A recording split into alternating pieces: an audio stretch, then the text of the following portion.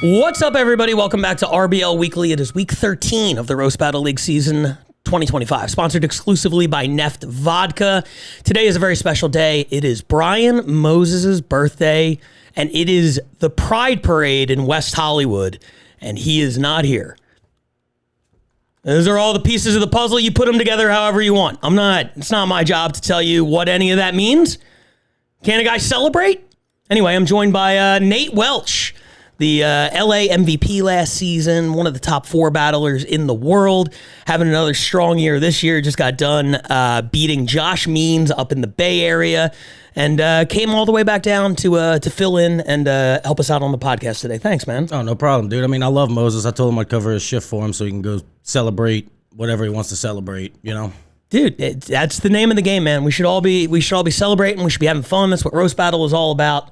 Having a good time with our friends. Exactly, bro. And I'm a fucking good ally, both to Moses and the gays, so.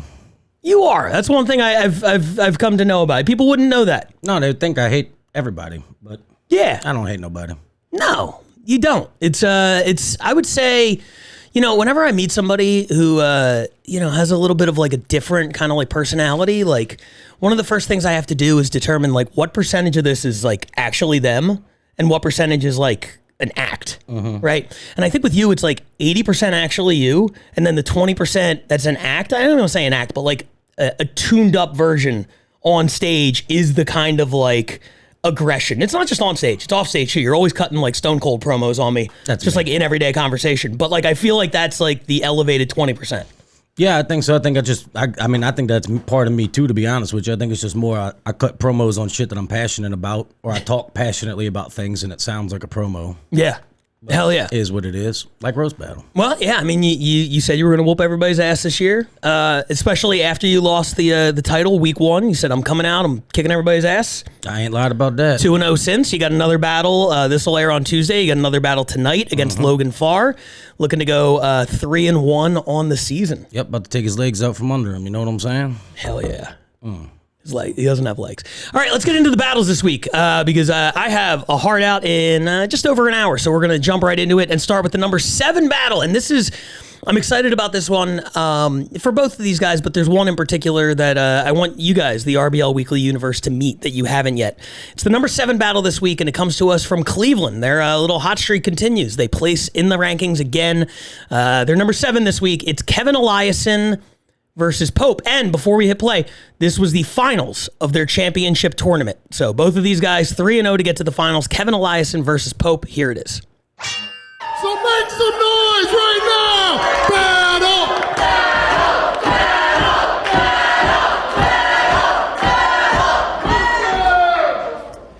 Battle! Pope has Caribbean roots, which makes sense because whenever I hear his jokes, they Jamaica me want to kill myself.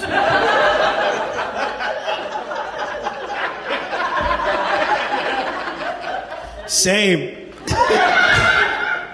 Nah, Kevin, I don't want to say this about you, but if someone said he touched kids, we'd all believe it. Like, he has that type of bone structure. He got that type of bone structure that gets FOMO whenever he receives an Amber Alert. I hope that wasn't the kid I was looking at. He go. The one that got away. Pope owns a vintage store where you can go and buy some of his old-ass tired jokes. He could have used one of them right there, couldn't he? You still selling them? Yeah, you're a smart ass. He's such a smart ass. He looks like the founder of the phrase, well, actually.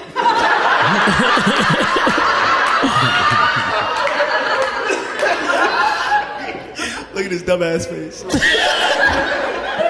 Guys, keep it going for Lizzo's makeup brush.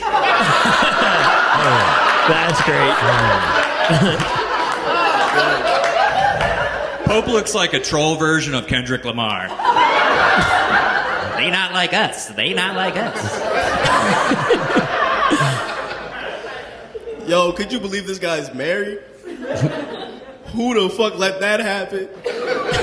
He looks like he requires his wife to make fart noises on his belly before she blows him.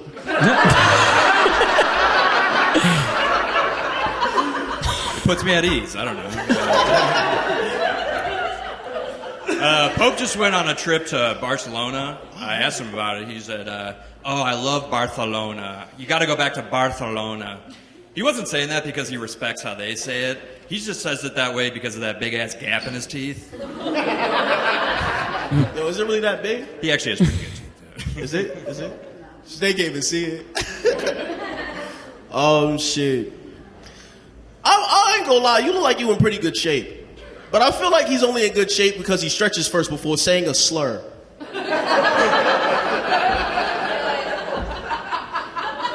I'm not throwing my back out again. You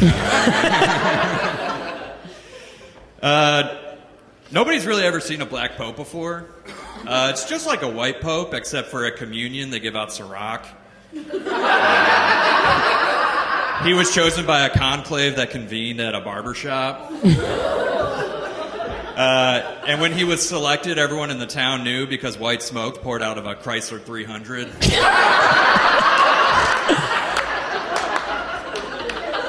I'm more of an Escalade nigga myself. Yeah. Just saying. You look like you keep a gun under your bed just to look at.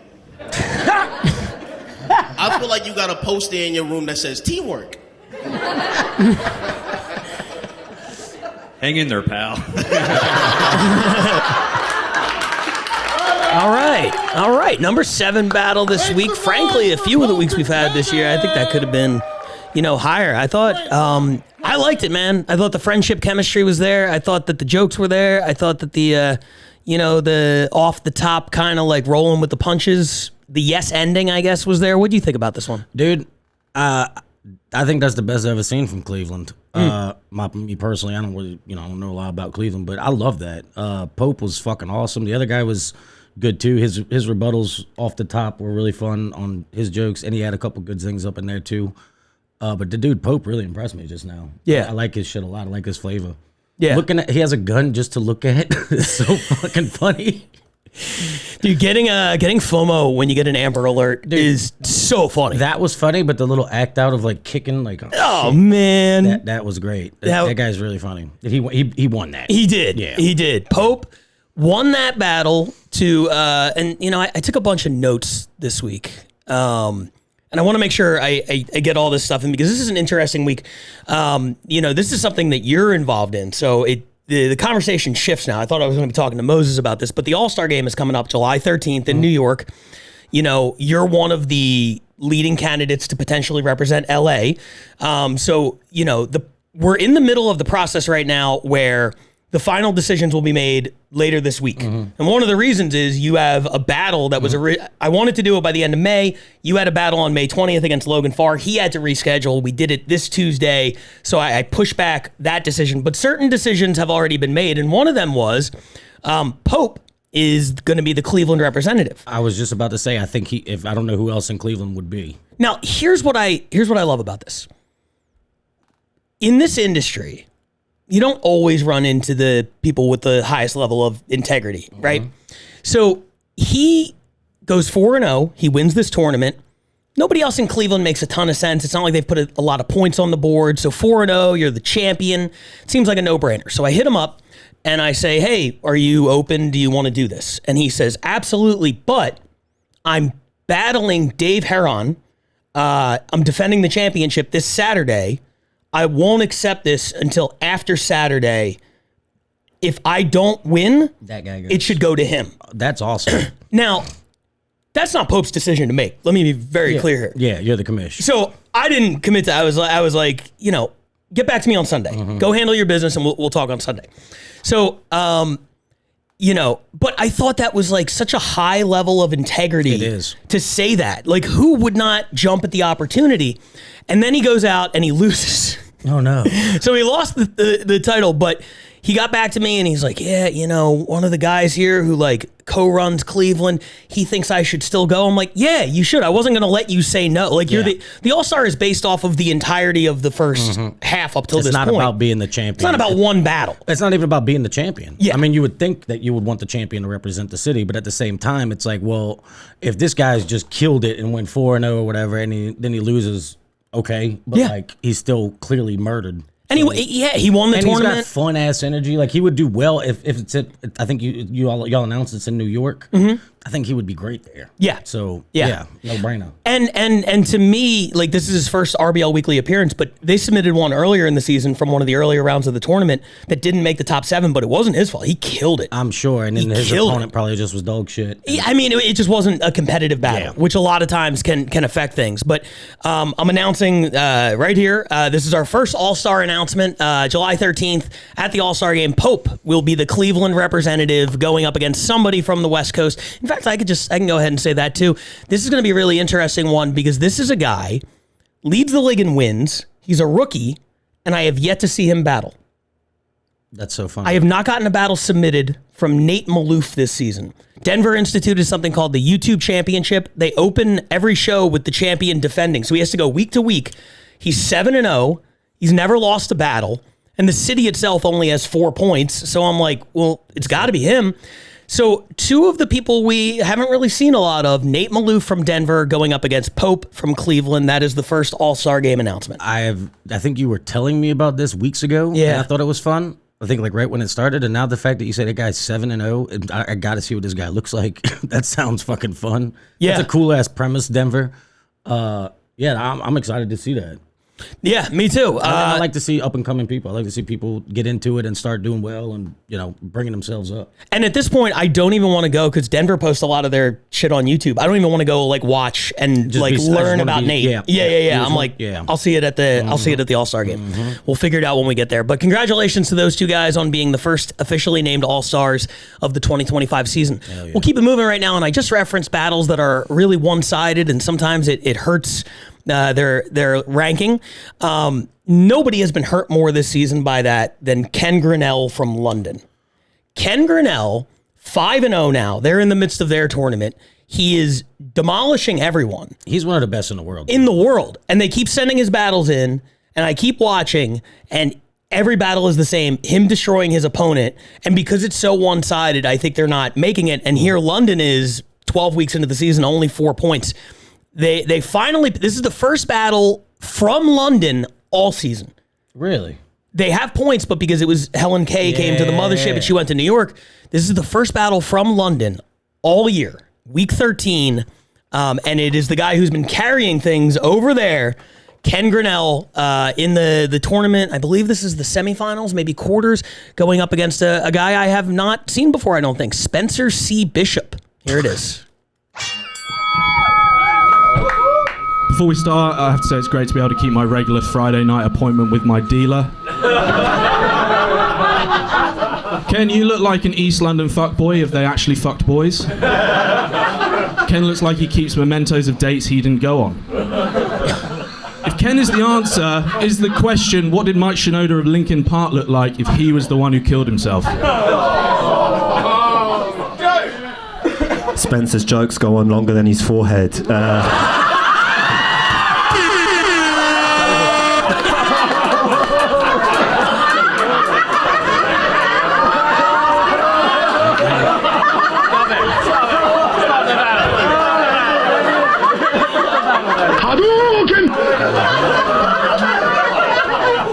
Yeah, fuck it, you go.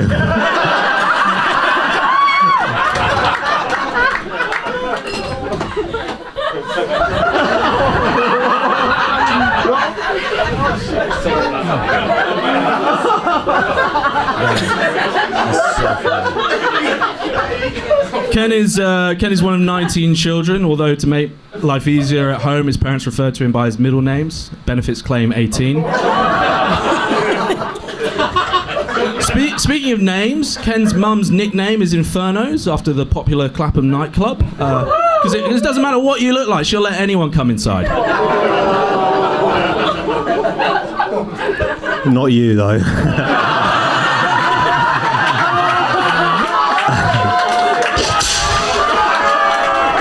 Spencer is slowly dying inside right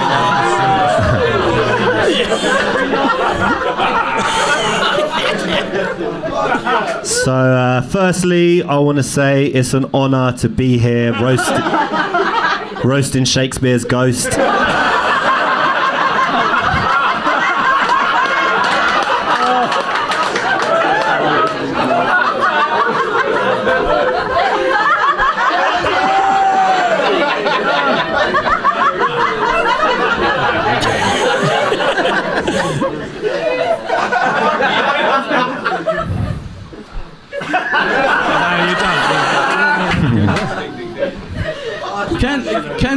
Ken's quite an uncommon name. I assume it's your dad who's the Barbie fan.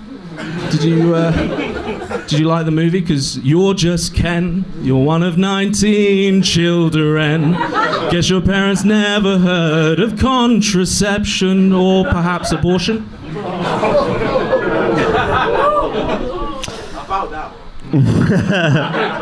Yeah, I think I would say stick to comedy, but that's not going too well either. Yeah, Spencer, you look like you've got a lot on your mind.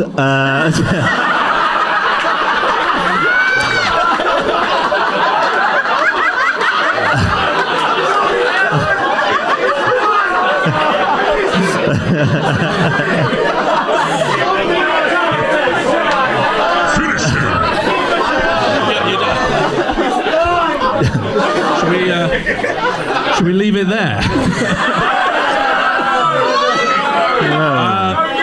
No,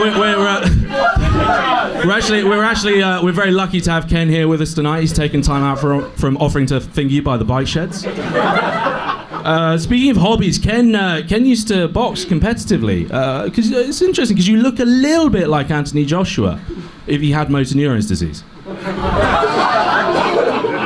Yeah, you look like you like your own tweets.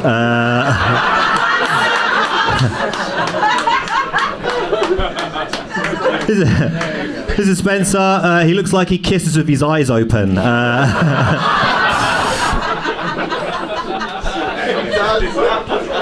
You weren't supposed to tell them about that. So Ken's mum is Catholic and his dad is Rastafarian. So in times of struggle, Ken will say 3 Hail Marleys. And there were struggles growing up, weren't there, Kenny? Your mum, you were a bit of a troublemaker. Your mum told you off a lot. She'd get very cross at you. It's a shame that's the only thing she did know how to cross. It's just mean, isn't it? Yeah. Not even a joke. I'm lashing out now. Hey, Spencer, own it. Spencer, if you're here, who's counting Harry Potter's money? All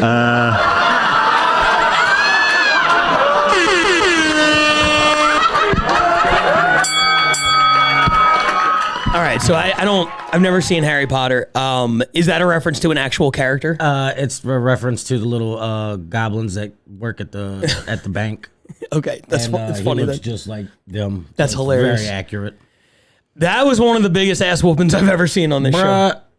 Me too, and it makes me so happy because I love Ken. I think Ken's one of the best in the world, straight up. I think Ken's fucking phenomenal at this, and just to see him beat the fuck out of that. I'm sorry to Spencer or whatever, but bruh, yeah, that was awesome. That was tough. I mean, you look like you got a lot on your mind. Oh my god, so dude! Funny. He was. I've never seen a guy get killed with just setups before, dude. He literally. It felt like if there was 4 jokes, I think 4 or 5 jokes.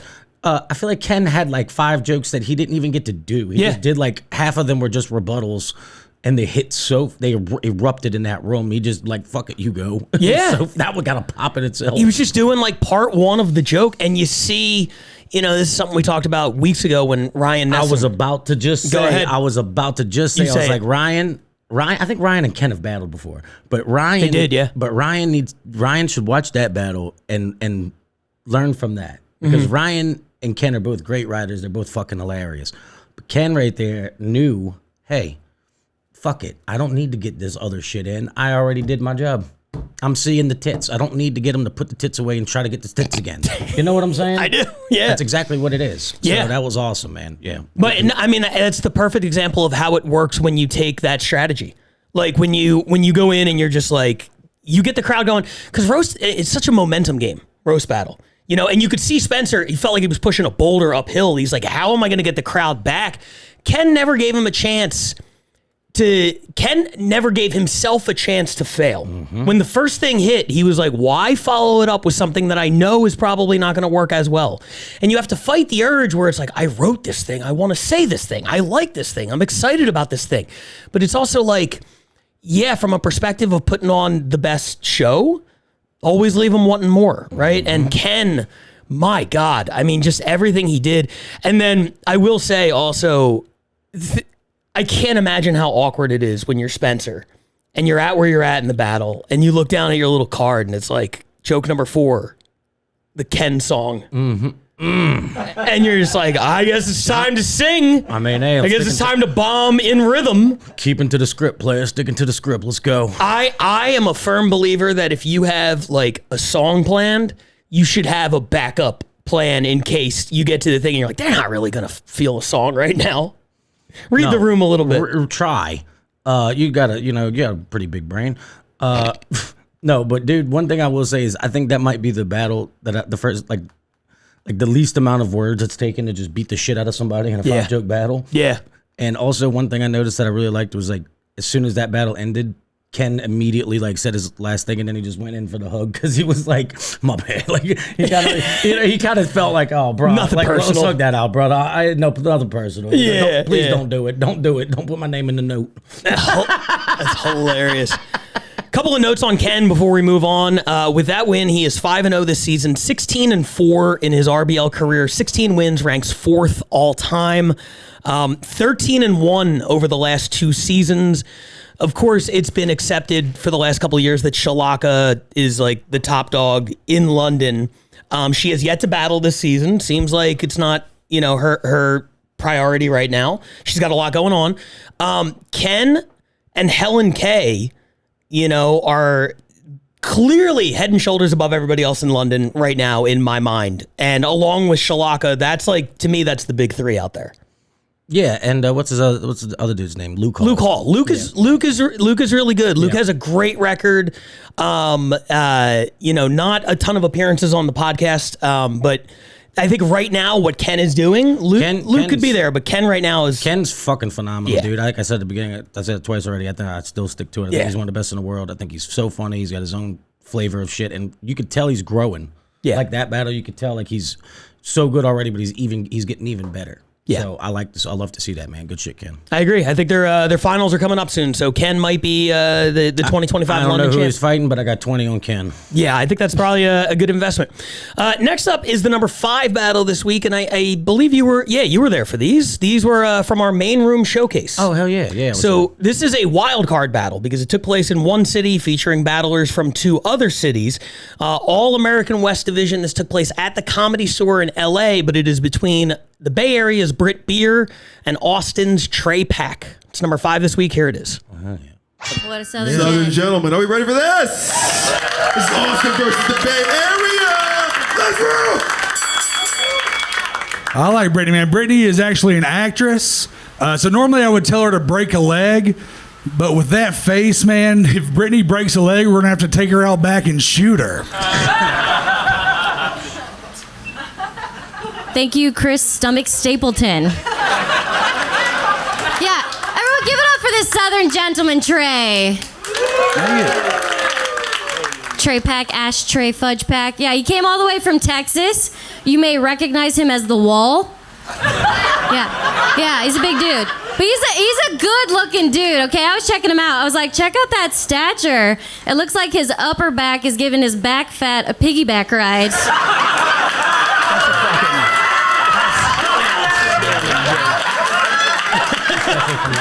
That was hard to say, harder to live with, I'm sure. Yeah. It's good. I like it.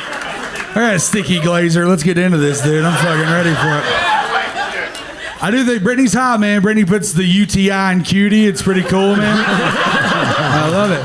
Cutie, she's got like this little hot thing going, man. She's actually got "Can I Speak to the Manager" tattooed on her lower back.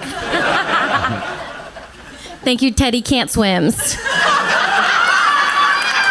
Yeah. All right. Speaking of tattoos, Trey's got some awesome tattoos. Most notably, he's got hell yeah across his knuckles and then brother across his toes.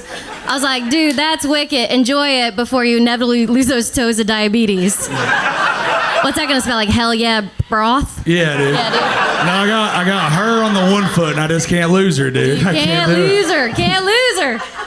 Brittany has the body type of somebody that fucks black dudes in the face of somebody that calls the cops immediately after.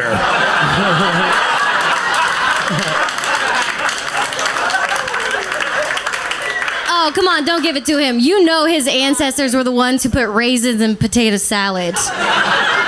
Like you do now, today? What the fuck are you talking about, Failure Swift? Dude, tell a joke. Let's go. Okay, so getting to know Trey, he told me that there is a above average chance he has kids he doesn't know about. And I was like, that means that there's a high chance they're below average. Listen, if you haven't seen your dick in 10 years, you don't know what it's been doing. It's all True. right. I figured he calls his dick a meat and three. He's got his dick, 2 balls, and a prolapse rectum. If I knew what a prolapse rectum was, I'd be mad right now. Brittany was raised by a single mother, which is amazing. The only father figure she ever had in her life was her own dad bod.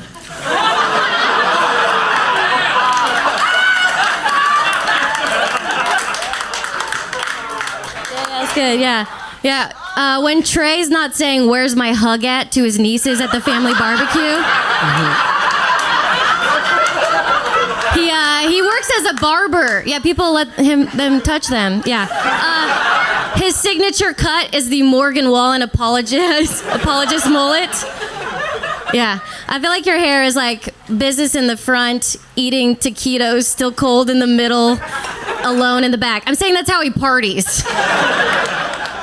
All right, you almost got there. Man, Brittany has been doing comedy for 17 years, man. That's amazing. Yeah. Yeah, she has nothing to show for it, I promise you, dude. No, fucking nothing. She's roasting jelly hole at midnight, dude. Look like more like jelly mold. Yeah.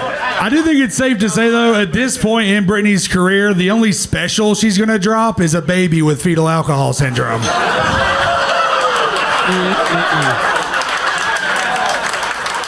Okay. All right, you may have me there, but we are both white trash, okay? We're just different types of white trash, right? What? Like, we'll both go do a fish fry, but, like, he's not above getting a blowjob in a porta potty. You know what I mean?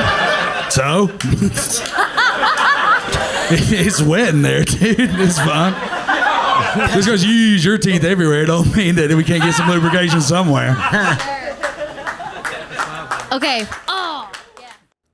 The awkward ending. It's wet in there. Yeah, that's one of the most vile things I've ever heard. Not just in roast battle, in life. Yeah, dude. It's accurate. It's wet in there. It's not wrong. I mean, yeah.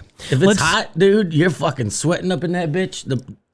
I have a the humidity. Can we stop talking about? Yeah. I can't imagine Trey. Never mind. You can't imagine. Never mind. I think Tony said he couldn't physically get in there. Yeah. Well, that was one of those moments in the judges panel where she says the thing and we all just start furiously writing down. And I think we were all taking the same note, which is like, he can't fit inside a porta potty.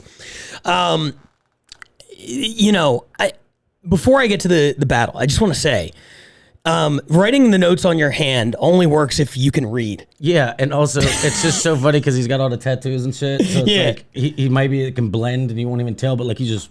Yeah, he's just like looking at like how long do you need to like. Well, I think what my guess is that his palms got sweaty. Yeah, M&M thing, and it probably started smearing. And he's like, "Well, that's a stain. That's fucking barbecue sauce. That's my fucking oh shit. It's over my joke." Makes sense. Really solid battle. I think this one was this kicked the night off in terms of like the showcase battles. Britt's opening joke about the back fat. For that joke to do a joke about your opponent's back and have the crowd go that crazy when they can only see them from the front. You know how fat you have to be for that joke to work? And like, if you've ever seen Trey's back, it's a perfect joke. Yeah, it's a big back. To me, Britt controlled the early part of the battle, and then I thought Trey took it at the end. It was a split decision. I saw a lot of comments on the Patreon when we dropped this episode early on the Patreon. There were a lot of like, Britt got robbed. What did you think, before we get to the quality of the battle, who did you think won? I mean, that was a damn good battle. It was very close. I could see arguments for both sides. I personally, if I was a judge on that, I'd have voted for Trey, just because I thought his jokes were great. I thought his comebacks were fun. I thought his energy was good. Even though he was staring at that made it funny too, kind of a little, like, in its own way. I really liked his shit. I like Britt's shit a lot too. Yeah, she looks like Kelly Clarksville. I don't think I get it. What's Clarksville? Isn't that the racist place that they always make jokes about? And fucking Charlottesville. Charlottesville. Well, I don't know. See, I'm not racist. Good Charlottesville. There you go. There was a band called Good Charlotte. We'll workshop it. We'll figure it out. We'll figure it out. But no, no, it was good. They did look like a sitcom, like wife and husband. I thought that was definitely. funny. I thought they actually had really good chemistry, Yeah, considering they never met. They will meet again. They will both be in Austin on June 15th. 2 shows at the Mothership. Trey is on the early show. Britt is on the late show. So definitely looking forward to that. Britt has really made a name for herself up in the Bay Area this year. Trey has been one of the most consistent battlers out of Austin all 3 seasons. That was actually his 11th RBL win, really? Which amongst U.S.-based battlers is tied for its top 10 all time. Nice. There are not many people who have that many. He's fucking hilarious, man. So is she. They were both so like happy to be there. Both nice. They were both cool people. Like I loved seeing both of them. So I mean, you know, and like you say all the time, like wins and losses matter, but they don't. Yes. It's like at the end of the day, it's like, are you entertaining? Do I want to watch this battle? And I would watch them battle whoever. I completely agree. I thought it was a really good battle. Congrats to both of them, and congrats to their cities picking up some bonus points. Both of their cities could still be to come later on in the episode. Who knows? You might see the Bay. You might see Austin. Anyway, here's the number 4 battle. Oh my God, it's Austin. What are the odds? How many times do we see that happen? Number 4 this week comes to us from Austin, and this battle is out of control. I got nothing to say. Let's just watch it. This is number 4 this week. It's Michael Dede versus Timmy No Breaks. Here it is. Timmy No Breaks, Michael Dede. Let's go. Let's roast. Yeah, like I said, Michael is a black lawyer. He looks like his entire defense strategy is, oh no, he didn't! Oh shit! Oh shit! Oh shit! Oh shit! Hey, when it works, you know? Timmy No Breaks, that's what they call him. It's crazy to call yourself Timmy No Breaks when you're legally required to stop 200 feet short of a school.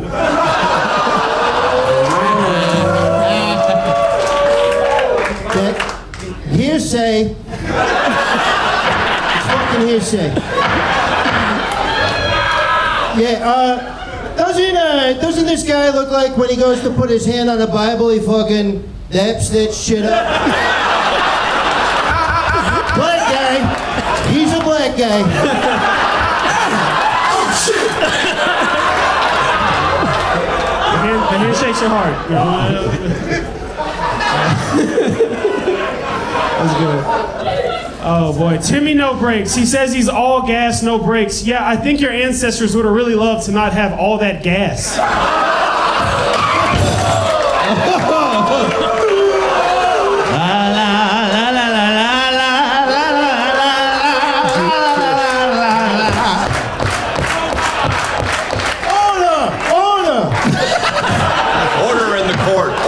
Order in the court. Michael. Yo. Let's be real, okay? This guy's a lawyer. He's more Jewish than I'll ever be. I mean, he looks like he works at fucking Jamalstein and Associates.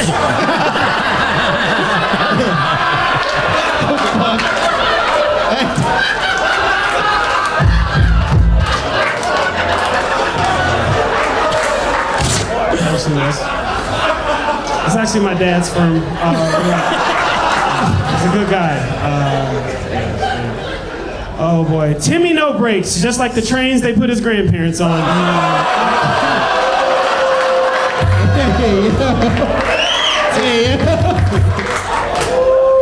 looks like the last thing a hooker sees while she's still alive. Objection, that's gay. That's gay. That's a gay thing. I plead the three fists.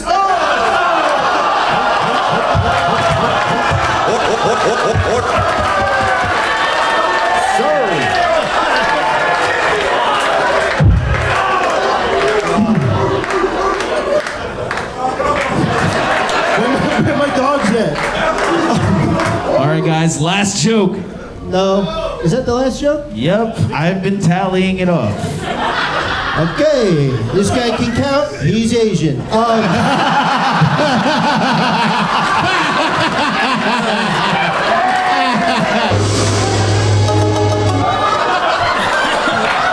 Wait, no, play that again. That's my shit.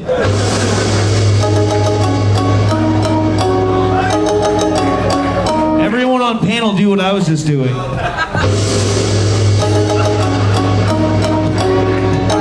We got a camera rolling, Guys, right? there's another joke. One last joke, guys. Okay, my turn. Guys, all jokes aside, Michael Dede is a good comedian. He just put out a Don't Tell special. If you guys don't know, Don't Tell is very selective. But I would like to submit a clip of it to evidence. Please play Exhibit N. I'm with my girl, right?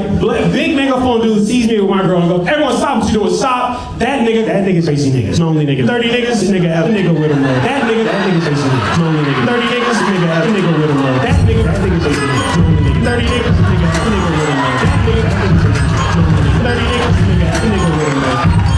That nigga's crazy nigga. Lonely nigga. 30 niggas, nigga have a nigga with him. That nigga's crazy nigga. Lonely nigga. 30 niggas. Wow. I mean, goddamn, Michael, maybe don't tell people about that.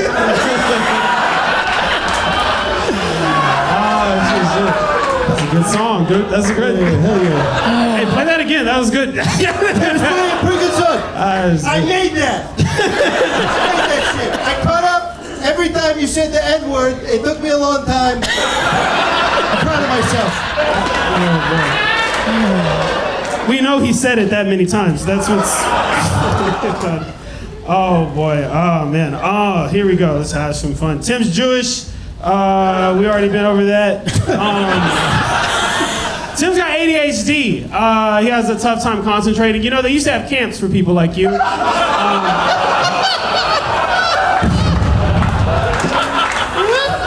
Tim's Jewish, so for 8 days and 8 nights, he puts 8 candles into his ass. Yeah, whatever, bitch. That was gay. That was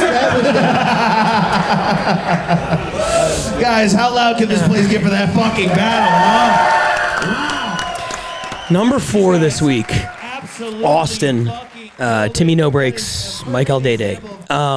My cousin Timmy, bro. Dude, my cousin Timmy.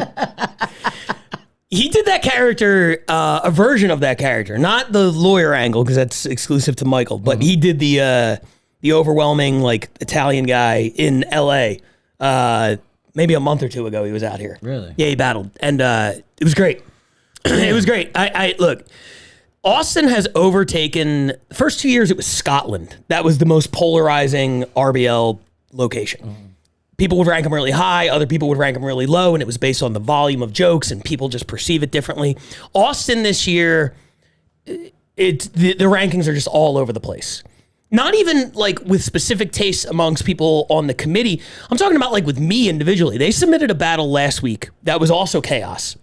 And I can't tell you how much I hated it. I hated it so much. And Adam Lucky, who runs Austin's roasting down there, he hit me up before this week and he's like, hey, I remembered to submit last week, right? I'm like, yeah, you sent that one battle in. He's like, did it not rank? I'm like, no. And he's like, oh my God, I can't believe that. He's like, that battle was incredible. Mm-hmm.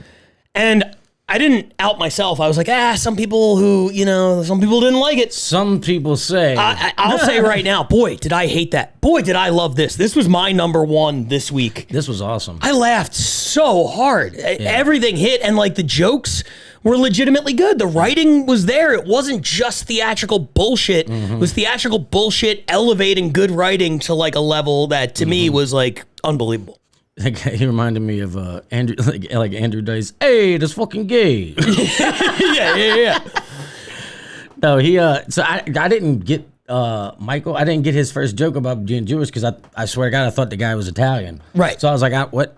Did the Italians did it happen to them? I don't understand. But now you know now the cat's out the bag. It's a bit. I'm like, okay, cool. Well, but that's also the thing.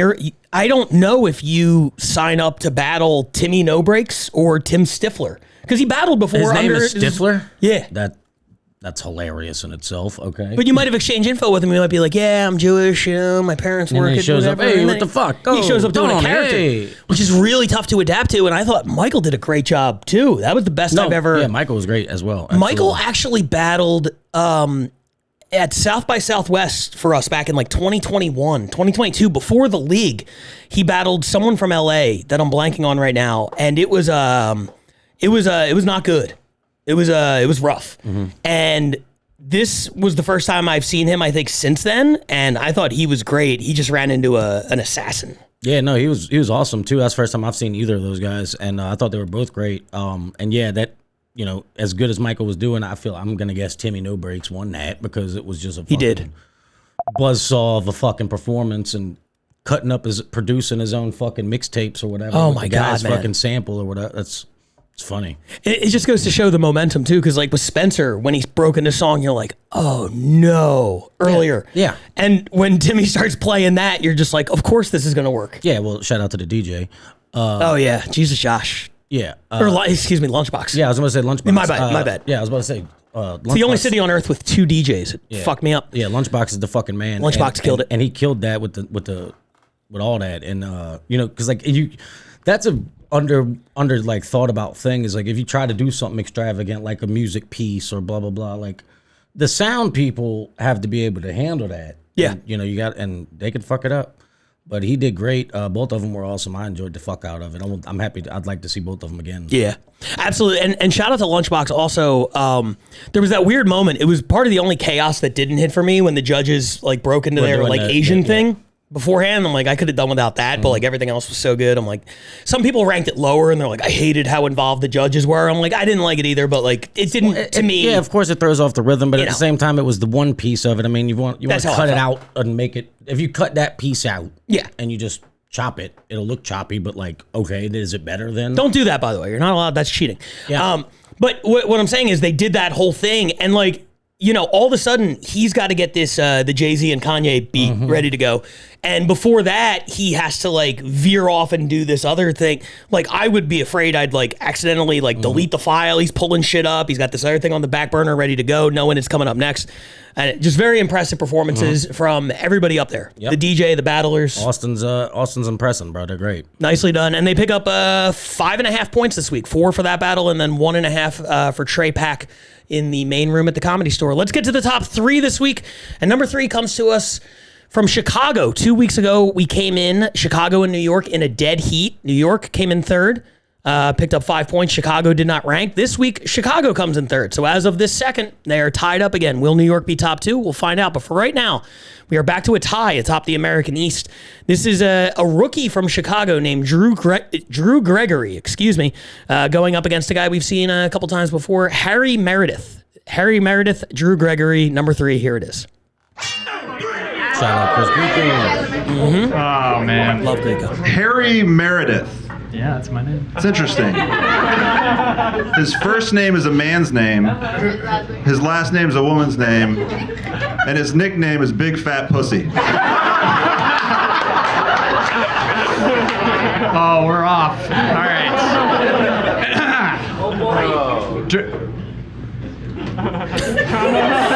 Drew is a really sketchy guy. And what I mean by that is he looks like a police sketch of a serial rapist.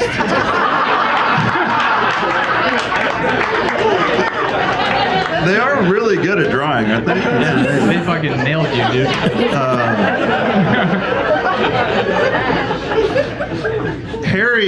Harry's very particular about women. It's true. Yeah, he told me he'll only go down on a woman if she's wearing a strap-on.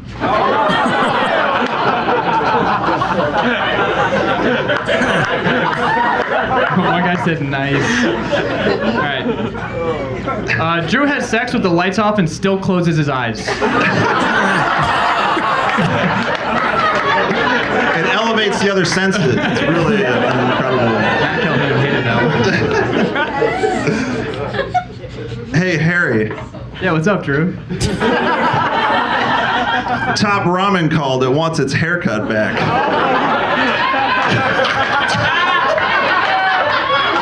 That didn't do as good as you thought. It did way better than I thought it was going to do. All right, we're riding the wave, Drew. All right. Drew hates when people ask if he played basketball because he has to explain to them that he's deathly afraid of black guys. Because a lot of them play basketball.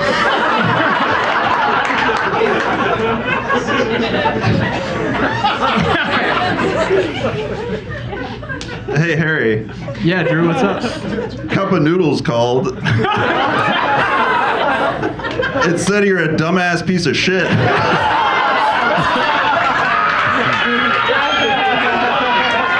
No way. No.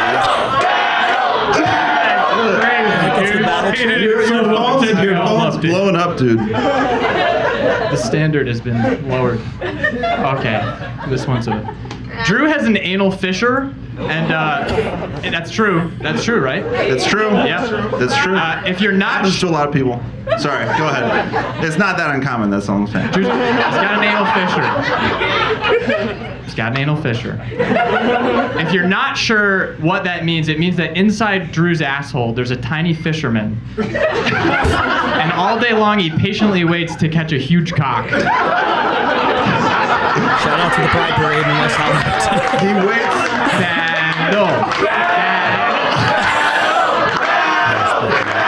Yeah, bitch. It's funny that Harry brings that up because Harry was at my apartment just the other day. He was in the bathroom taking a huge shit. And I hear him go, "Ow, my pussy!" He hurt his pussy because of the size of You can't use real life. That's cheating.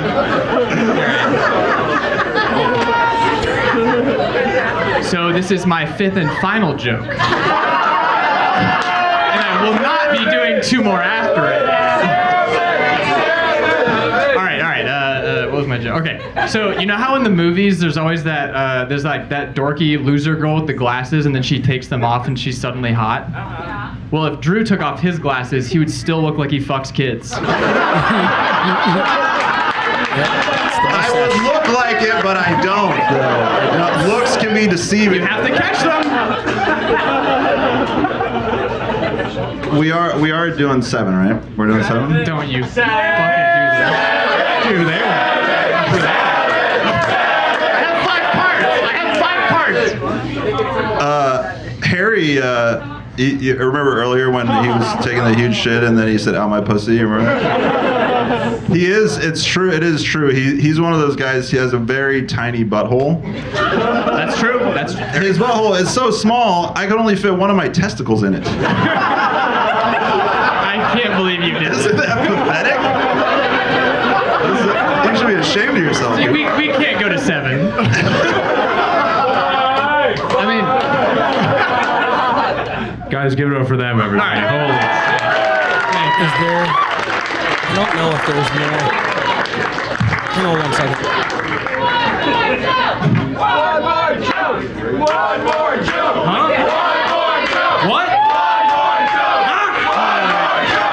One more joke! All right. Dude, I'll go first. All right, sure. Yeah. Drew has a lot of sex with women, and he'll be the first to tell you it's not just because he's tall. It's because he drugs and rapes them. I would never admit that. I don't do it, but I also, if I did, I would never tell him that.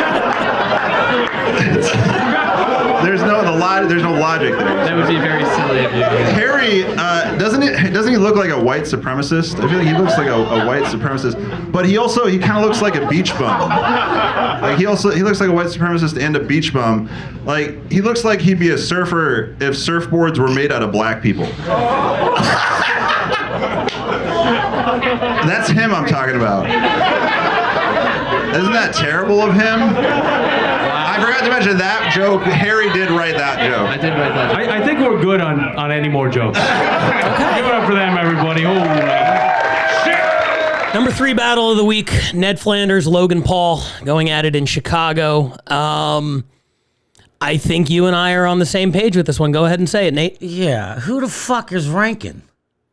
Who the fuck is ranking this shit? A committee of the most brilliant minds. Yeah, sure, but Timmy No Breaks was 10 times better than Timmy All Breaks. You know what I'm saying? I do. I mean, I'm nothing against the Chicago guys. No, of course. That was a battle. It felt to me, nothing again, but like, they had some good moments in there. Like, I liked Timmy All Breaks' fucking, like, Hey David or whatever the fuck, you know, like I did kind of fun. Some of that's fun, but like there was a lot of butthole talk. There was a lot of pedophile talk, which is like okay, roast battle, but like it felt generic. You know, I don't disagree. I thought that it was just a very kind of like that should be a number 6. I thought it was an average. I thought it was a decent battle. Yeah. Decent's a good word for it. Yes. It's better than average. Yeah, it was good. Made me laugh. It had moments. You know, but to me, and you know, the funny thing, I was just looking back like through my emails to see, because you said who ranks these things. I think the only other person to have Austin at number 1 was our Chicago representative. Yeah. The guy who battles in Chicago and helps us rank. He had Austin at number 1. So yeah, you know, and I'm not even saying Austin should be number 1. I'm just saying Austin should have been ahead of Chicago, in my personal opinion. I agree. And the one thing I'll always say on here is like sometimes we had 16 battles to watch this week. Yeah. Sometimes you watch one of those at 10:30 a.m. and then the next one is 12 battles later, and you had lunch and you clean the house and it's 4 in the afternoon. Yeah, you know what I mean? And I understand that. It's hard to compare them back. And when you see them back to back like this, though, it's a bad look. You know what I mean? Because it is clear to me. If it's 10:30 in the morning, I'm still gonna be more entertained with the Austin. If it's after a bunch of bullshit at 4 in the afternoon, I'm still gonna be entertained with Austin. Right, but let's say this, okay, and then I'm done playing devil's advocate because I agree, we agree. Yeah. But you rank Austin and it's great, and then 6 hours later you take a break, you come back and you watch 3 battles, and the first 2 are terrible. They're unranked battles, they're really bad, and then you see Chicago and you're like, oh damn, Chicago killed it, because now it's following these other 2 battles. I don't know. But you would hope that having 11 different people rank, which is what we had this week, you would hope, you know, that would separate. Because anybody can, you know, get one thing here or there, but you would hope that it comes out in the wash and like, you know, the cream rises to the top. In my opinion, didn't happen here. Not to disparage Chicago. First time I saw Drew Gregory, very funny. They have the best rookie crop of battlers in the league by a mile. Matt Sullivan, 5-0. He won their tournament. He's going to the mothership on June 15th. He's battling. Tori Ward leads the league in, I believe, fantasy points, second in RBL points. She is going to be battling at the All-Star game. That is the 3rd announcement I am going to make from this episode. Her opponent is still to be determined, but she will be representing Chicago at the All-Star game. And then you got Drew Gregory, Tom Ryan, who we had on. I think that's the Jeopardy guy. Yeah, you were there for that one. He was awesome. That was awesome. Chicago has some really, really impressive rookies that have kept them in the hunt this year. As like Max Sorich has taken a step back, and you know, some of their more regular battlers, the rookie class has really elevated Chicago, and as of this second, tied with New York, although controversially. Yeah, and I don't want to sound like I'm shitting on Chicago. I like a lot of their people out there. I think they're doing great, and those guys were good. I'm not shitting on them neither, but I was just, you know, watching those back to back, it kind of threw me off. It's tough. And one of them got a battle chant for like the most. I don't even remember what the damn joke was. The cup of noodles. Oh yeah. No, it's funny. Yeah, sure. Yeah. But like, it's saying you're a retarded queer or whatever. Yeah. Like, yeah, sure. But like, you're getting a battle chant out of that. All right. Let me go battle in Chicago with that fucking audience. Hey, you're welcome to. Yeah, I'll go fuck one of these days. You're making the rounds this year. You got. We don't have to talk about it publicly yet, but you're gonna be seeing a lot of nasty Nate on the road this year. I'm excited for it. I've been hearing things not even from you, from other people who are like, oh yeah, he's thinking about doing this, thinking about doing that. Word gets out. Word gets around. Let's keep it moving right now with the number 2 battle this week, and this one comes to us from a familiar region, familiar team with some familiar faces in a completely new venue, with a terrible camera setup and amazing jokes. And what does that lead us to? The number 2 battle of the week. It is the all-time leader in RBL points, making her 12th appearance on the podcast, one of the frontrunners potentially for MVP this season, Paige Wesley, going up against Cookie Williams. It's the number 2 battle comes to us from the Bay Area. Here it is. Just like Cookie to take seconds. Cookie's been married for 22 years, which is why her body looks like a ball and chain. If she was the ball and I'm the chain.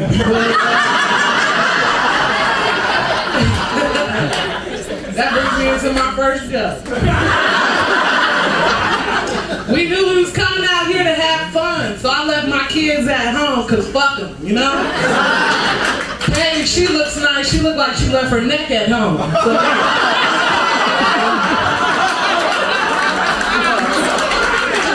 just trying to get your cookies to my stomach faster. Look, it's nice that we both came out here to test the stage and make sure it works. From shortness of breath and longness of meals. Bitch, who's making your inhalers? Swisher Sweets?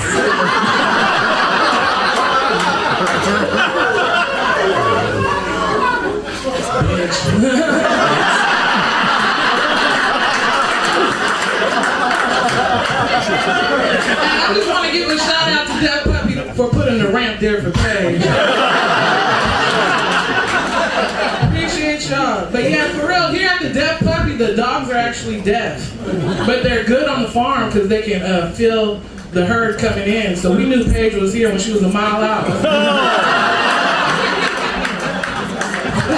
Bitch, you know we both get blue ears. I love that you're like, oh, you need the ramp. Girl, we should both be asking Logan for tips. Seriously. Cookie was born in Union City, and I was actually really excited to find that out because I grew up in Fremont. Like, we bang girls to the core. Fremont, what's up? We Alameda County as fuck. Yo, Cookie's so baggy that 510 is her area code and her weight class. Yeah, I'm on the low part of that. She on the heavier side. It just means I live closer to the bay where our ancestors are from. Wales.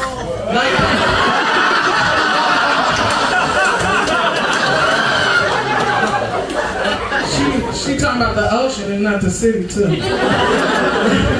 Like Paige said, she's from the Bay Area, but she moved to LA for college and she stayed for the tacos. And when she moved out there, she met her husband on Facebook through a group called Where You Want to Eat Next. The answer was between my legs, so who won? Me. Cookie loves burgers. I do. Loves burgers. This bitch loves burgers so much she calls hand jobs jumbo jacks.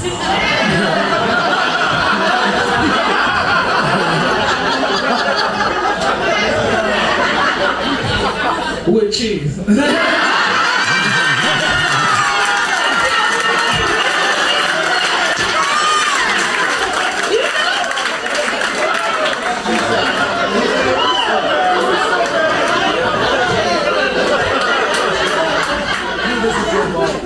That was good, huh? Don't ruin the curly fries. A lot of y'all don't know this, but Paige, she got 3 podcasts, and they're all 1% on Spotify. Like, it's the highest going podcast. They're awesome, you know? And nobody heard about them. But she does so well, makes so much money, she could quit her job, but she doesn't want to. She keeps her job because the health insurance. I'm like, girl, you're not using it anyway.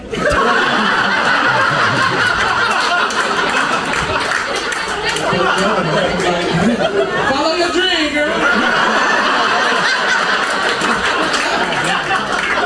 Bitch, you look like you pay a copay in donuts. Cookie said that her favorite store was Costco because she also used to sell wieners for $1.50. I was wrong. You know how much a hot dog goes behind Costco? I'm sure you do. Packing them cheeks with a bitch. It was crazy because Paige is married and nobody has yet to see her husband. It's almost like she's getting catfish.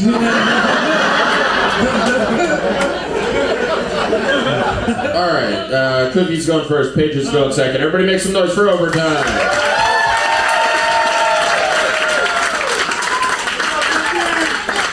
Okay, Paige, she started going to the gym this year, but not to work out. She went for a job interview. But on the interview, they said, hey, if you get the job, you can't work out here. She was like, you didn't even have to say that.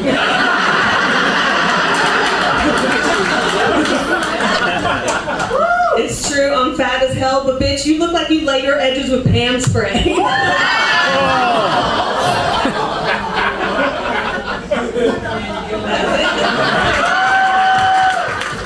Number 2 battle this week. Boy, there's a lot to unpack here. Before we even get to the battle, I just want to say that, I mean, the camera angle was truly terrible. The audio, you can hear people having like little conversations in the back if you have headphones on. I think with cleaner, audio videos would have been probably number 1. But the one thing that the camera angle did provide that I loved was you got to see just how many times that one girl in the crowd turned around to like look at her boyfriend. She was having the time of her life. So if you want your girlfriend to look at you like that, take her to a roast battle. I think that's the message that I got from this one. Yeah, I mean, my 2 cents on the camera thing is, I mean, they did get them both in frame, so. God damn it, that's really good. Yeah, no, they were both great, man. The Dairy Queen of Mean and the Big Mama's Waffle House were very funny. What'd you think about, because when there was an overtime, I heard you say, "Oh damn." You didn't expect an overtime in that one? Oh no, it's not even that. It was just kind of like, oh, I didn't expect. I was. It was a close battle. I could definitely see it. I was just kind of like, oh, I didn't. Gotcha. Okay. All right. So that wasn't a commentary on you didn't think one person I didn't think it clearly. Was one, no, I didn't. It was not like I thought someone was one sided or the other. No, I don't even know who won that. Gotcha. So I think they were both great. Cookie got the win in overtime. Yeah. For Paige, let's talk about Cookie first because the Paige. That's the first time I've seen Cookie. She was great. Really? Yeah. Oh yeah, she's awesome. Yeah. She's like the angry mom at Walmart who's like yelling at the kids like, I told you put that back, god damn it. Like she gives me that energy, which was really fucking funny. To open with, I left my kids at home because fuck them. Exactly that. It's awesome. She's very just very like likable. And this was one of those battles where I think this can also be a personal preference kind of thing where it's like a lot of their best moments were not even like roasting each other. It was just playing with each other. It was just kind of playing and having fun and everything like that. And I think some battle purists would like look at that and be like, yeah, the biggest moments weren't even necessarily like roast jokes, but they're both so good at that. Yeah, Paige had one joke that was really funny. I can't remember what it was just now, but she just had a really funny joke, and then it was a big laugh, and then Cookie just went, bitch, and they got another big laugh because it was like, oh, that was so fucking And like the Jumbo Jack one. Yeah. As soon as the laugh died down, she was just like, with cheese. And like, yeah, they're both really, really good at that. I thought that this was like a perfectly matched battle. And I know that was one of the reasons why Paige wanted to be exclusively a Bay Area battler this year, because she's like, I battled everybody in LA. There's a whole group of new opponents up here for me. And I know Cookie was like at or near the top of that list. Absolutely. And I'll say this, man, I went to the Bay Area for the first time this past weekend, and it was awesome. Like, I really enjoyed it. I saw a bunch of the people and that I hadn't seen before, some that I had seen, and they were all really good or had, potential.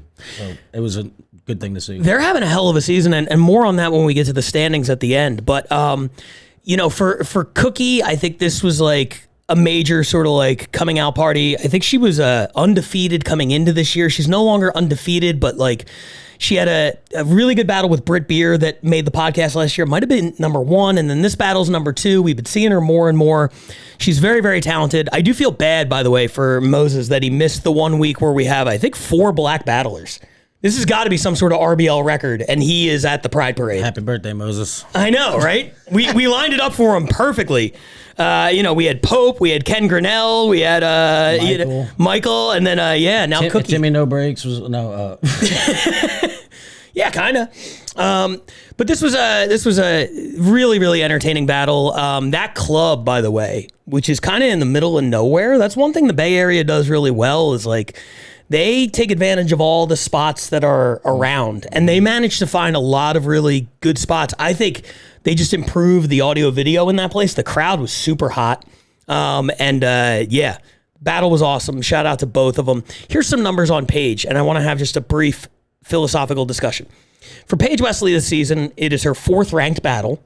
That's tied for second. Second number 1 battle of the season. That's tied for first. She has 26 total RBL points. That's first all alone. 26 fantasy points, which is third.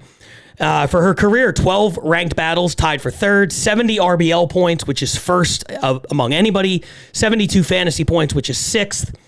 And then her record, 7-12-1 career. 2-4 this year. I know you said earlier, it's not about wins and losses. Can someone be the MVP or the GOAT if they have a losing record? Do you draw a line somewhere, or do you say it truly does not matter? It's all about the quality of the battles. I can honestly see both sides of that. I can see the argument for whoever's the most entertaining. It doesn't matter about wins and losses. But I can also see the argument for she's fucking awesome, but if she was that good, she would win. Mm-hmm. So, but she is a big target, so I get that angle too. Yeah. Because it's awesome to be such a good battler and be a big target.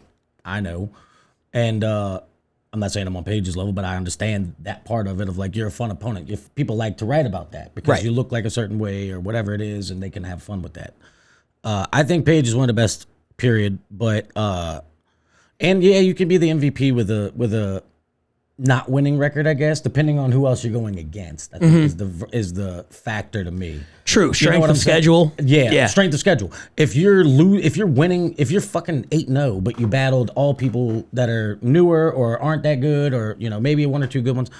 But like if you're 7-12 and you went up against a bunch of the best and you fucking whatever, and I mean, I see both sides of it. Yeah. And it's hard for me for Paige because, I love Paige. I think she's fucking phenomenal. She's a sweetheart. She's hilarious. Mm-hmm. And, but, man, I mean, it depends on who she's going up against. You know what I'm saying? Yeah. Like, because there's the argument of, like, more wins, you get the spot. But then it's like, well, who did you battle? What was right? And did we see any of them? Are the battles even good? And she's ranking high every time because she's like a veteran who's putting on these fucking epic fucking matches and putting over new talent. Mm-hmm. If she's losing, it's putting over the new talent. You know what I'm saying? Like Cookie I don't know if she's newer or I think she's newer. And did Cookie win that? Yeah. Okay, so yeah, so it's not saying she let her win, but like she's giving new people, putting them, making them a name. Opportunities to elevate themselves. Yes. 100%. And here's the thing I'll say. Last year, Dakota Fry won Bay Area MVP. I think he was like 4-9. Yeah. So I think in an individual city, yes, the wins and losses don't mean as much. If we're talking league MVP, to me, if it comes down to it, then we got to get into wins and losses then you got to get into a little bit. Where it's like if you got somebody, whoever the fuck, Andrew. Yeah. Andrew never loses. Andrew lost once. Right. Ever. Yeah. And that's the scenario too. It's like Andrew's beating a bunch of fucking fire people too. Andrew's not battling people that have only battled twice. Yeah. You know what I'm saying? Andrew's battling the best of the best in one of the best fucking places and from around everywhere else. So like, that's the kind of, I see both sides of that. Cause like Paige is one type of battler. Andrew's a whole nother type. And I'm not even saying we're comparing them, but I'm using them as examples. Absolutely. Well, you know what? Let's use this as an opportunity to announce 2 more All-Stars for this year. Andrew Manning. I didn't even expect him to set me up for that one. I just asked him right before we hit record. So as you were talking, I had to check and see if he got back to me. I can confirm Andrew Manning will be representing New York at the All-Star game. It's his second consecutive All-Star appearance. And, you know, with you saying that, I'm like, man, maybe I should have put him up against Paige. But I did not. Andrew's opponent still to be determined. Paige will also be at the All-Star game, and she will be going up against last year's All-Star game MVP, making her return to the All-Star game, Shelley Gruenberg from Atlanta. That'll be fun. Paige Wesley, Shelley Gruenberg, to me, is a great match. And this also, Shelley is on that Andrew level. She's actually undefeated in RBL history. Andrew is 14-1. Shelley is 11-0. So it's going to be the same kind of deal. What happens when you take Paige, who, you know, racks up all the points, but has a losing record, put her against somebody who wins a lot, but also does her fair share of points, especially in Atlanta? Yeah. That's going to be an entertaining battle. I can't wait. And Paige is so likable and lovely, and so is Shelley. But like Andrew, my nemesis, congratulations. I fucking love you. And Paige too, I fucking love him. That's gonna be awesome. So far the All-Star game sounds like it's gonna be fucking fun. Yeah. It's gonna be a good time. Excited to see that. We will have the final lineup next week. I don't think you fucked up by not putting them two together either. There's still time. Something tells me those paths could always cross in the future. Yeah, they should definitely cross, but yeah. I like Paige and Shelley. I think it's a really good matchup stylistically. I agree. So I think they're both very fun. Congrats to the Bay Area. Congrats to Cookie. Congrats to Paige on the All-Star selection. And we move now to our number one battle of the week. This is another one you were here for. Last time you were on the podcast, you previewed this battle. This was right before this happened, when we recorded in the main room. This was two guys that you faced before at the time. They were your most recent two opponents. The LA champ Tom Goss, last year's MVP Jack Trainer. The battle happened. It did not disappoint. Although I expected it to be a little more neck and neck. I was gonna say than it was. Yep, because one of them has a neck and one doesn't. Exactly. So, yeah. I set them up, you knock them down. It's the number one battle this week: LA versus Scotland. Tom Goss, Jack Trainer. Here it is. This is the champ. This is the MVP. Are we ready?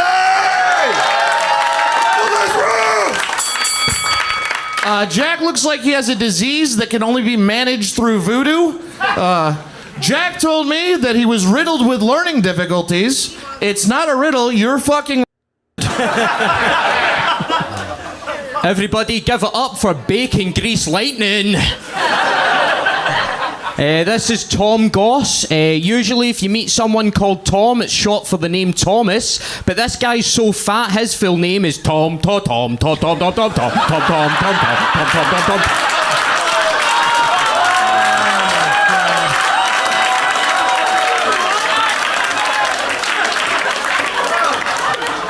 Most of Jack's uncles have died from heroin. Jack's never done heroin, which is crazy because I can see his veins from here.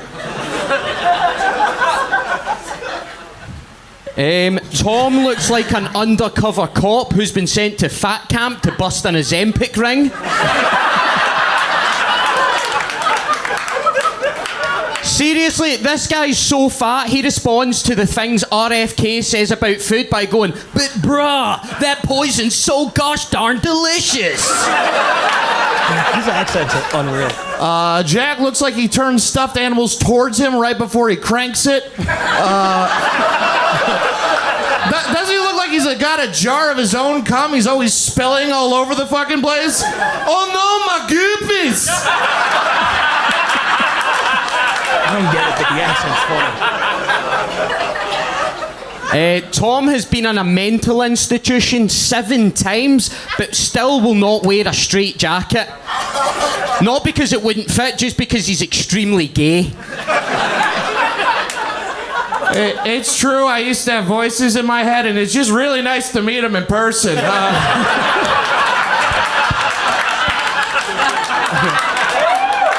Out in Scotland, Jack performs at a venue called Frog and Bucket, which is also a description of him fucking his girlfriends.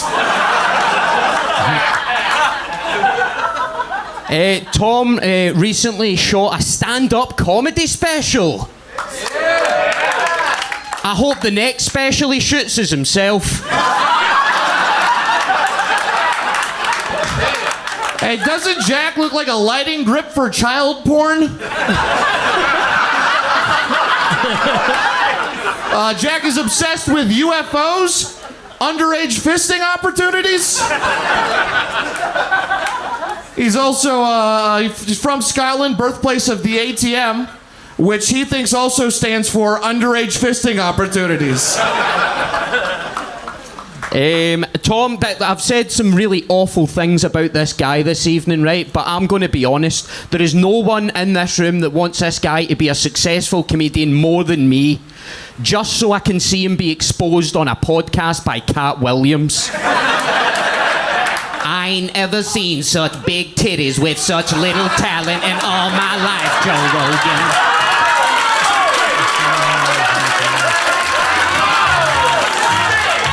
That's unbelievable, dude. I was crying. It's the you gotta open strong and you gotta close strong, and the fucking Tom to and the Cat Williams book ending everything. Unbelievable performance from Jack Trainer. His best ever in my mind. Yep. And dude, just to give you a little like behind the curtain on that, like when before Jack came to town, it was like the week before. Tom got us something at the store, and he goes, I was like, you feeling good before you battle with Jack? He's like, yeah, I wrote like 100 jokes. I'm ready to fucking, figure it out. I'm like, okay, awesome. That's going to be hard to pick, I guess, if you're writing 100 jokes. Yeah. I'm guaranteeing not 100 of them are great. I think you should have drafted some different ones there, my brother. You had some good ones, but they were not really feeling them. But Jack came in. So Tom had 100. That's what he's saying. Mm-hmm. Jack came in. I said, Jack, how you feeling for the battle? He's like, oh, I feel pretty good. I got about 3 or 4. I'm like, 3 or 4? What the fuck? But Jack loves weed, and we were just down there smoking weed. My roommate came in. He does impressions, and he was doing his Cat Williams, and then Jack started doing his Cat Williams, and I was like, motherfucker. That wasn't one of the 3 or 4? No. I said, motherfucker, you have to close with, you got to do a joke about that and close with it. Yeah. And I'll be goddamned if it didn't play out exactly. I mean, my God, first of all, what a relief for Jack. Feels like a total vacation. In Scotland, you got to do 40 jokes a battle. Here he's like, oh, I'm going to go to LA and I got 3 jokes. He had 4 days to write. I'll figure it out. He got a couple more days, And I always say that the longer you do this, the fewer jokes you have to write, because you figure out kind of like what works and what doesn't. And like, yeah, I mean, that surprises me that Tom wrote that many because, he's good enough to where he should be at the point where it's like, yeah, you should, I think that's his flavor of autism, though. Everybody's got a little flavor, and I think his is roast battle. So, a lot of people enjoy that flavor. Yeah. If you've ever seen this podcast, I think I have a little lick of it myself. So that's listen, RFK. If you're making that database, I have a spreadsheet with everybody's roast battle record on there. I could just forward to you. You could just start there. That's I would say 80% of the league falls on the spectrum somewhere. This was the #1 battle this week, which was interesting to me simply because I really value the competitiveness. To me, it's really hard, and we talked about it a little bit with the Ken Grinnell battle, to put one, not that this was as one-sided as that one, but to put, when you have 2 battles that are like kind of equally good, and one feels like it was really close, and one feels like it wasn't. Yeah, but I agree with you, but I also think that in this case specifically, and in, I think that yes, a competitive battle is always usually more fun to watch. But if it's one-sided, but somebody is just literally you can't deny that was better than any other performance we saw today. Mm-hmm. Jack alone was better than any battler all episode. That's a fact. Yes. So I think that makes sense and also Tom is great. Tom, maybe not Tom's best performance I've seen him do, but he's awesome. Yeah. And his name value, his fucking performance was okay. But just you can't deny that Jack just fucking destroyed that. Oh yeah. One of his jokes he said was the fucking Tom to Tom, and that was the first thing he told me, and I was weak ass laughing. I'm like, bro, to open with that and close with the cat, and everything in the middle, you can't. It was so good, and one person on the committee brought up, because we had the Brit Beer Trey Pack battle earlier, and they're like, were there really 2 special jokes? Because they did the next special she drops will be like a fetal alcohol syndrome. I hope the next special he shoots is himself. And I was like, and I was like, what a testament to the likability of Jack that he went out there, and everybody's back in the green room. They're not watching the other battles. They're getting ready. They're getting in their zone. So it's not like he saw Trey do that. But to go out there and be so likable by that point that you do it and the crowd reacted like they had never heard a joke like that before. It's like that was a half an hour ago you heard a similar one. But no, I mean, Jack is just, he's incredible. They both have a lot coming up. I mean, look, a couple numbers to get him out of the way. Second number one of the season for Tom Goss. His first one was against this guy. 2 number ones in the season that is tied for first. He, along with you, along with Ryan Nesson, along with Jay Light, are giving me a very difficult decision for the All-Star game. I don't want to talk about that right now because I'd rather just avoid it. Conflict of interest. Conflict of interest, exactly. And you don't want me to start cutting promos on the podcast. That's the one. Yep. That's the one. Tom will be defending his championship against Omid Singh on June 24th in the Belly Room. Oh, fuck yeah, okay. Which is going to be great. We got a lot of great stuff planned for the Belly Room the remainder of this year. I'm really, really proud for all the stuff that we've lined up. And I hope I'm there to see it all because June 24th, Tom versus Omid, 3 rounds, is going to be absolutely incredible. Jack Trainer, his 12th career ranked battle, ties Paige Wesley and a couple other people for 3rd. He ranks 3rd all time in RBL points. And as he brings Scotland back, as they make their charge at Barcelona, he is potentially making his case for a 2nd consecutive MVP award. Hell yeah, dude. He's fucking, and rightfully so. I mean, he's fucking hilarious. He's so likable. He's so funny. He's great at what he does. I mean, and there's so many people like that that do this. Yeah. But like, I mean, he's such a funny little bastard. And, he was, I've battled over 40 times, and he was my favorite. Yeah, I could see that. Yeah, like my battle with him was my favorite battle. Your favorite to write for, or your favorite to hear what he had to say about you, or all of the above? Definitely my favorite to write for, like one of my favorites to write for, but I mean like the on stage, like actual in the battle. Yeah. Like not all the shit leading up to it, but just the actual battle. Yeah. But like it was funny because all 3 of us that were at the World Tournament, besides Jack, all said that Jack was our favorite to write for. Obviously. Yeah. So it's just, he's such a fun person to write for. He's hilarious to hear what he's going to say and good chemistry. He's such a good dude. So like you have good chemistry, you have a fun time up there. And like, and that's one thing, man, like, I love roast battle. And I like so many of the people out here, bro. So. Same. Well, I said I had a hard out at 1:30, and it is 1:31. So let's look at the standings and then get out of here. LA with another number one battle, 27 weeks in a row, making the countdown, extending their record. They move up to 65 points ahead of the Bay Area with 51. Excuse me, I'm dyslexic. The Bay Area actually had quite the week. They picked up 7.5 because they got the 3.5 from Britt. Or the 1.5 from Britt, and then the 6 from Paige. So they get to 51. Keep that number in mind as we look at the East, where Chicago and New York are tied at 51. So as of right now, LA out in front with 65. Remember, this is the first year where we have a wild card. So Chicago and New York tied for first in the East, and then tied, whoever loses that tiebreaker would be tied with the Bay for the wild card, and then we would have to go to another tiebreaker. So, boy, I hope somebody separates themselves and I don't have to figure out all the tiebreakers after 35 weeks. But after 13 weeks, those 3 cities are in a dead heat. International. Go ahead. Just one quick note because I know you got to get out of here. But if you call back to the episode I was on last time, LA and the Bay were tied. And I said that Bay is not going to be tied for long. You called your shot on that one. Yeah, there we go. Just all I'm saying. You are absolutely right. But the Bay Area, fighting tough. They want to grab that wild card spot, and understandably so. And if they do, and Paige Wesley continues to lead the league in points, yeah, and they're going to get some points from me and Josh Means, and they're going to get some points from me and Logan Forrest. So you're out there helping them out. You're talking shit and then going and helping them out on your off day. And I also got 20 on New York to beat Chicago. Let's go. Okay, there you go. Internationally, Barcelona misses the countdown again. They build up that big early lead. Scotland slowly creeping their way back into it. This time they get 3.5 points via Jack Trainer. They are now trailing 36 to 24.5. In the International East, London finally has their first at-home battle to move from 4 points to 6. Slow and steady. Might not win the race, but boy, 6 looks a lot better than 4. Just keep moving upward. That's what you got to keep doing. And I was told that their most recent show, the one that we just saw the Ken Grinnell battle from, all the battles were fire. The crowd was on fire, so I look forward to seeing more from that. When we look at the wild card, of course, the Bay, Chicago, and New York, as we covered, are tied. Austin, about 14.5 behind. And then Scotland comfortably leading the wild card right now. And then the race to avoid relegation, Toronto, 13 weeks into the season, 1 point.